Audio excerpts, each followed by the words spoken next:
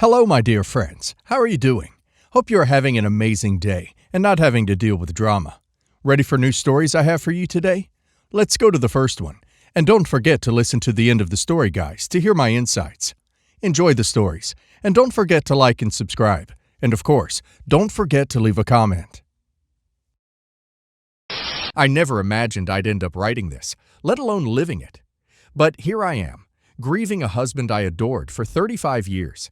Estranged from my only son, and being told by nearly everyone around me that I've gone too far, that I've let emotion cloud my judgment, that I've allowed revenge to override reason. Maybe I have, maybe not. That's why I'm here. I, 63 female, recently finalized a change in my will that has sent shockwaves through my family. I officially disinherited my son, 34 male, leaving the majority of my estate, and more importantly, my late husband's legacy, to my niece, 27 female, my sister's daughter. My son is livid. He says I'm punishing him for a business decision and that I'm mixing grief with business. But I don't see it that way. I see betrayal, deep, knowing betrayal. Let me explain. My husband, Jonas, was a self-made man in the truest sense. He grew up dirt poor in a working-class family and started working at 14. By the time he was 22, he'd saved up enough to rent a garage space and begin what would eventually become our family company, a niche engineering and design firm that specialized in custom components for medical equipment. It started with Jonas, a toolbox, and a lot of sleepless nights. Over 3 decades, through hustle, sacrifice, and unimaginable perseverance, he built it into a respected mid-sized company with clients across 3 continents. He didn't just build a business. He built a mission. He believed deeply in creating products that improved lives. He turned down lucrative defense contracts because he refused to manufacture anything that could be used to harm others. His ethics were his compass. I joined the company early on, handling admin and HR while raising our son, Mason. Eventually, we hired a real operations team, but Jonas and I were always the heart. We worked, lived, and built together. It was more than a business. It was a family legacy. About 10 years ago, the company hit a financial rough patch. We lost 2 major clients due to global market shifts. Jonas had already been hesitant to expand aggressively, so we were left vulnerable. Loans were stacking, vendors were pressuring us, and we needed capital. That's when Jonas made what we now know was his greatest mistake. He sold a 30% stake in the company to his longtime friend and old college roommate, Darren. On the surface, it made sense. Darren was wealthy, experienced in corporate investments, and seemed to genuinely want to help. He promised Jonas he wouldn't interfere in the day-to-day, and that his goal was simply to support the business until it was strong again. Jonas believed him. For a while, things looked okay. Darren made introductions. He floated capital. He suggested a few tweaks to operations, but didn't push too hard. Jonas was relieved. We both were. Then small things started happening. Subtle changes in vendor contracts, delays in R&D funding, client relationships that suddenly fell apart. Our best engineers leaving for better offers. Every time we questioned it, Darren had a reason. Just market instability, or it's better to slow production for now. It felt off. Jonas started to suspect something was wrong, but couldn't put his finger on it. About 6 months before Jonas died, we finally discovered the truth. Through an internal audit and a few discreet inquiries, Jonas found out Darren had been sabotaging the company from within. He had been steering projects toward failure, delaying important shipments, and tanking relationships with strategic partners, all while quietly lining up third-party investors to buy out the company at a fraction of its value. Jonas was devastated, not just angry, heartbroken. This was his friend, his brother in arms, the man he trusted to protect what he had built. I still remember the night Jonas confronted him. I wasn't there, but Jonas came home shaking. He said Darren didn't deny it. He just smirked and said, "It's business, man. You're too sentimental about this place." Jonas wanted to fight it. He began meeting with lawyers and drawing up strategies to block any hostile takeover. But just weeks later, he began complaining of fatigue and chest pain. The doctors told us it was advanced pancreatic cancer. He was gone in less than 2 months. He died without settling the war. After his death, the company shares passed to me and Mason. Jonas had made a basic will, assuming we'd work it out as a family. I inherited 40% of the company. Mason inherited 30%. Darren still had his original 30%, giving us joint majority. Here's the thing about Mason. He never wanted to be part of the company. He majored in finance, always dreamed of working on Wall Street. And while we respected his decision, it meant he never truly understood what the business meant to us.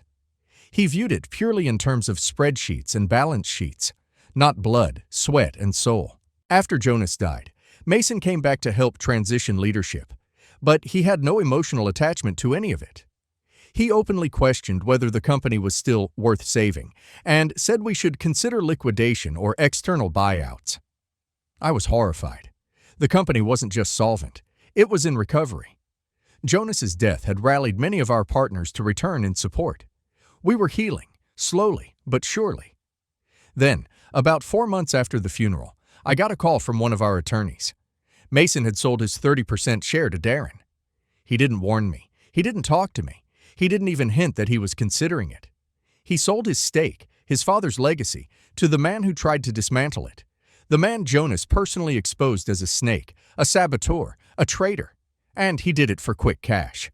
A cash out of what he saw as a dying business. The moment Darren received those shares, he gained 60% of the company and full control. Within 3 weeks, he fired the COO Jonas had handpicked. He slashed R&D. He laid off 30 employees. He renamed the company, renamed it Reddit, stripped Jonas's name right off the branding. Like he never existed. I couldn't breathe when I saw the press release. It was like Jonas had died a second time. When I confronted Mason, he didn't even flinch. He said, "It was just business, Mom." Darren offered a clean deal, and frankly, he's more competent than you give him credit for. I asked him how he could look me in the eye and say that. How he could ignore what Darren did to his father. Mason just shrugged and said, "Jonas, let his emotions get in the way of scaling." And Darren was fixing that. I was shaking. I asked him if he remembered what Jonas said on his deathbed, that he regretted trusting Darren, that he wanted us to protect the company. Mason rolled his eyes and said, "Yeah, well, Dad was emotional and dying." Not exactly thinking straight. That was the moment I knew. My husband was gone, and my son, well, that son, the boy I raised to respect loyalty, honor, and legacy, was gone too. So I went to my lawyer. I revised my will. I removed Mason entirely. I left my 40% share of the company, my personal assets, and the house to my niece, Lauren, my sister's daughter. Lauren interned with Jonas for 3 years while in college. She adored him. She's now pursuing a degree in biomedical engineering and dreams of rebuilding what Darren is destroying. She's young, hungry, loyal, and she cares. When Mason found out about the new will, he lost it. He came to my house yelling, saying I was letting my emotions run my estate and that I was punishing him for making a smart business move. That Darren was revitalizing the company, and I was clinging to a memory instead of embracing evolution. I told him that he sold more than shares. He sold his father's name. He sold my trust. That he handed our enemy a sword and watched him cut down everything Jonas built, and then expected to inherit the ashes. He called me cruel, petty, said I was letting grief rot my logic.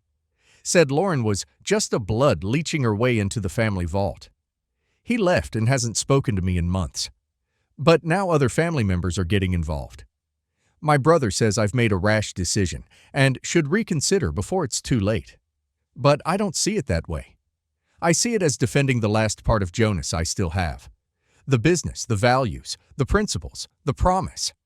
But now I ask you, Reddit, am I the a-hole for disinheriting my only son for selling his company shares to the man who betrayed his father and now controls and dismantles everything he stood for? Not the a-hole. OP's son didn't just make a business decision. He spat on his father's grave for a payday.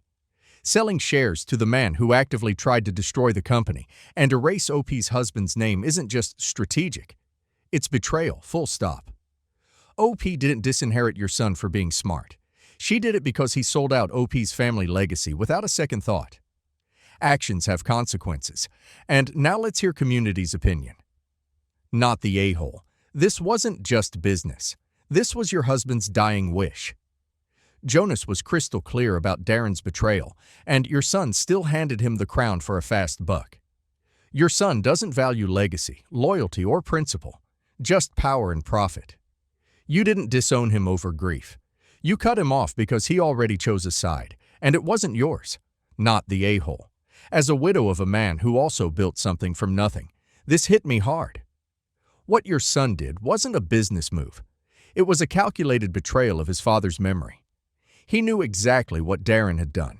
He knew how Jonas felt. And he still sold his stake to the enemy for convenience and cash. That's not just cold, it's disloyal. You didn't disinherit your son out of spite.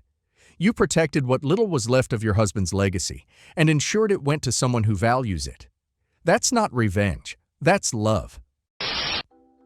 I am the stepmother, 47 female, of a now 26-year-old woman.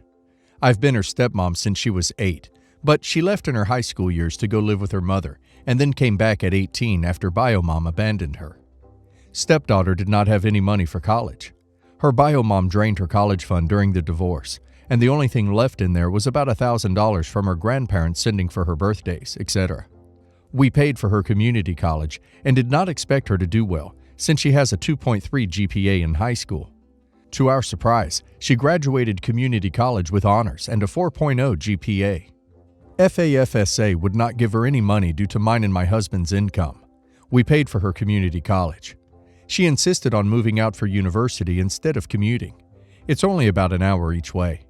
She complained constantly about having to work 3 jobs, though one was during the holidays. She had what she called a mental breakdown and ended up in the hospital for a week, missing work, and came up about $50 short on a payment for school. She swore up and down that her university would not allow her to take any more classes, with even a $1 deficit, so she needed the payment.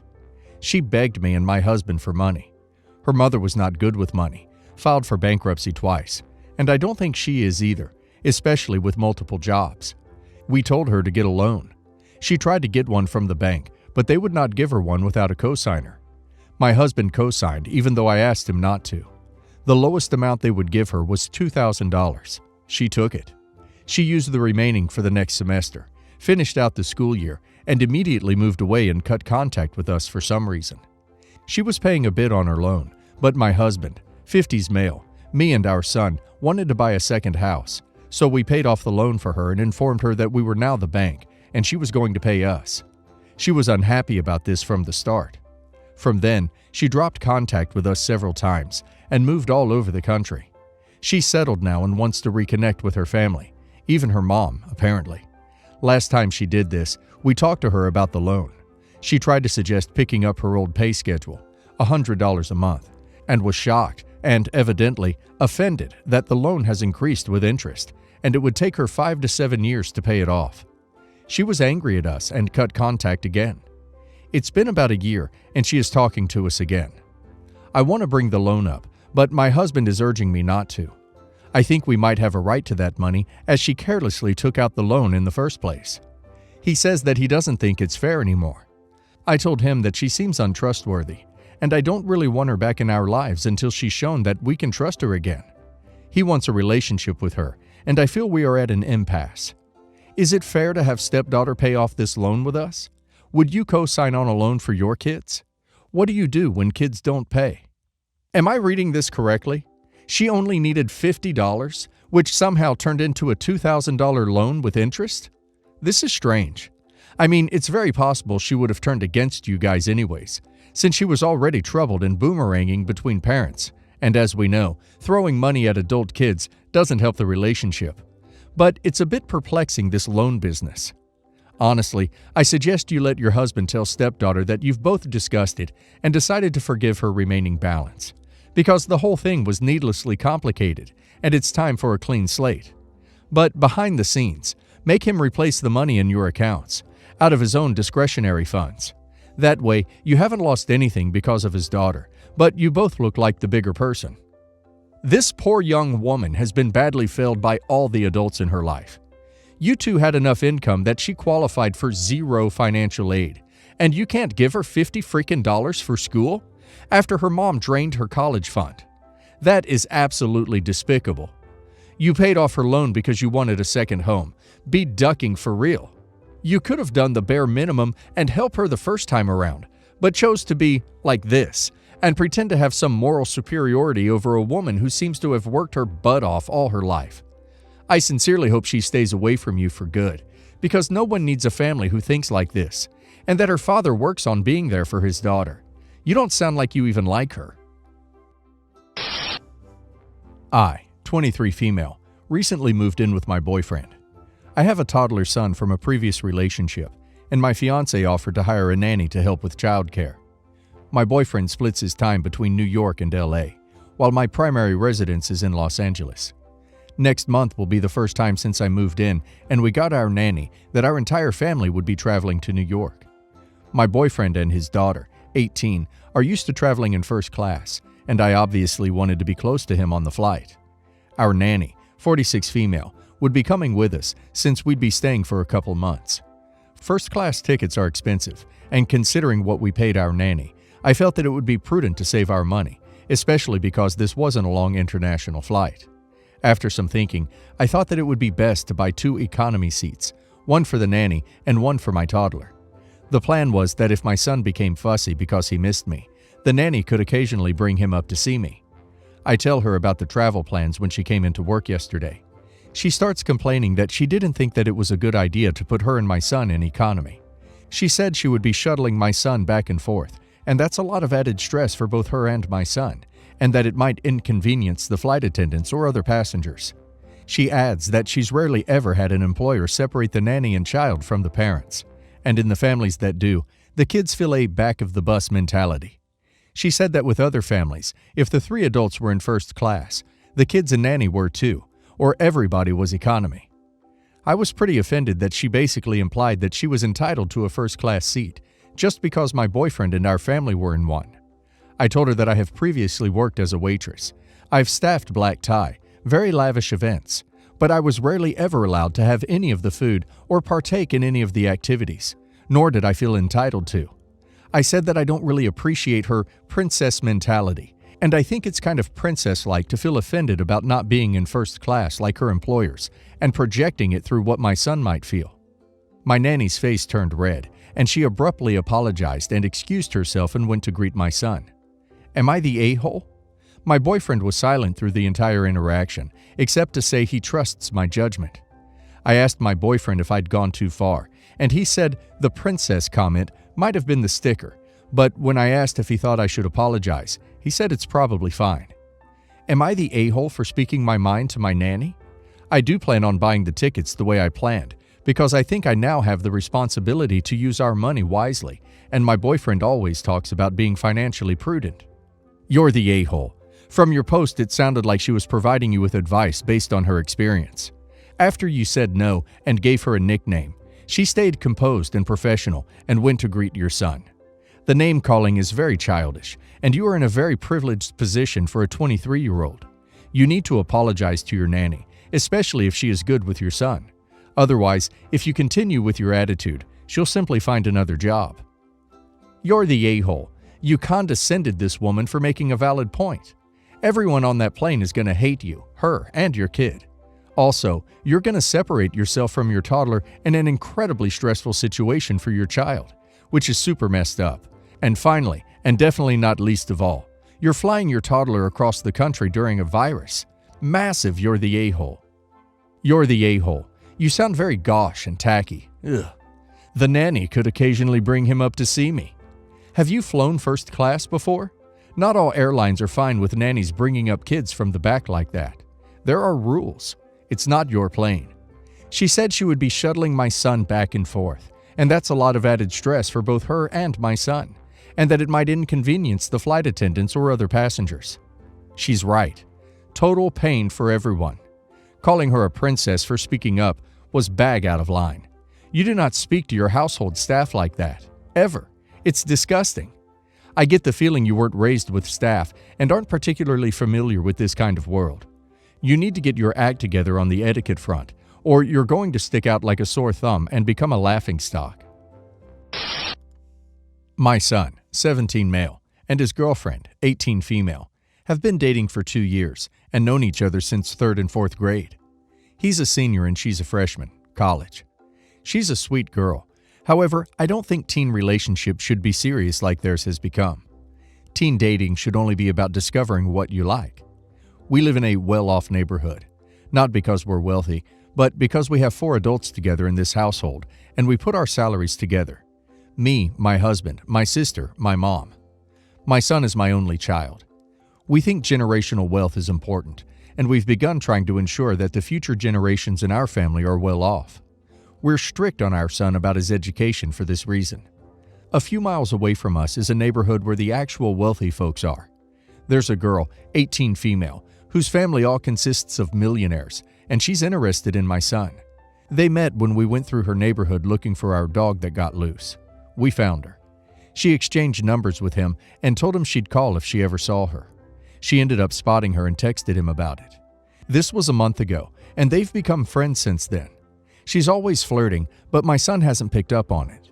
He's very serious about his girlfriend. I personally think that he's wasting his youth being focused on a serious relationship. Yesterday, I called the girl telling her my son would take her on a date. Then I told him that she wants to hang out with him, and I told her he would. He got upset with me for making plans behind his back. I explained that while I understand he's been with his girlfriend for years, young couples have high divorce rates. They want to explore their options. I told him I think it'd be smart to end this relationship. I also mentioned that it's a bit weird for someone in college to be dating someone still in high school, whereas the other girl is in high school too. He was hurt by my words and told me he had nothing to say. I asked him for some input. He asked why I never cared about him exploring his options. He did the finger quotes before. I told him I've always cared, but was just never vocal about it. He asked if it's because we want him to get with the rich girl for her money, so we can leech off her. I tried to say that's not true, but he walked off without letting me finish. I yelled at him for the disrespect, and he told me he was disrespected first. My son hasn't spoken to me since we had our argument. He is very upset, but I was not wrong. He may not like thinking about it, but I can guarantee you his girlfriend is interested in the college boys around her. I'm just trying to save him from heartbreak. You're the a-hole. You went behind his back. And since you say that he needs to explore the other options, don't you think that he should experience heartbreak as well? After all, it is his life. And I see why he thinks that you want to leech off the rich girl's family. You did nothing about this topic before, and a rich family appears, and you want him to break up with his girlfriend. You're the a-hole. Dude, you're weird. Get out of your son's life and let him work it out on his own. He might go through heartbreak, or he might be with his girlfriend forever, and you'll look like the a-hole who wasn't supportive. You can't try to control your 17-year-old this way. So weird. You're the a-hole. Such the a-hole. Let me tell you, as a rich girl with incredibly well-off parents, the family wealth stays in the family, forever and ever. You seem to have this idea that if your son hooks up with a rich girl, he will be set. Nope.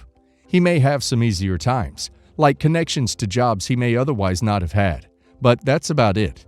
Prenups get signed, trusts get established, and the money follows the family line. When children are born, new trusts are established. If a divorce happened, the person who married in leaves with only what they brought or made during the marriage. Rich people protect their money, and protect it hard, especially from people who are out just for the money, which clearly you are. I, 23 male, am dating my boyfriend, 19 male, for a year, and he struggles a bit in social settings and can come off as rude sometimes.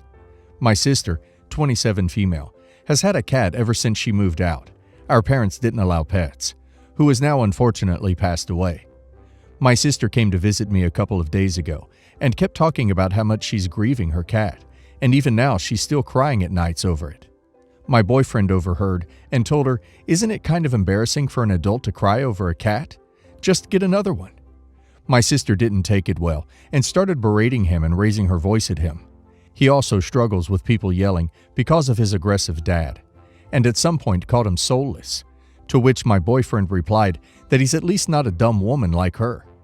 I tried to calm things down as much as I could, but the damage was already done, and my sister left in tears.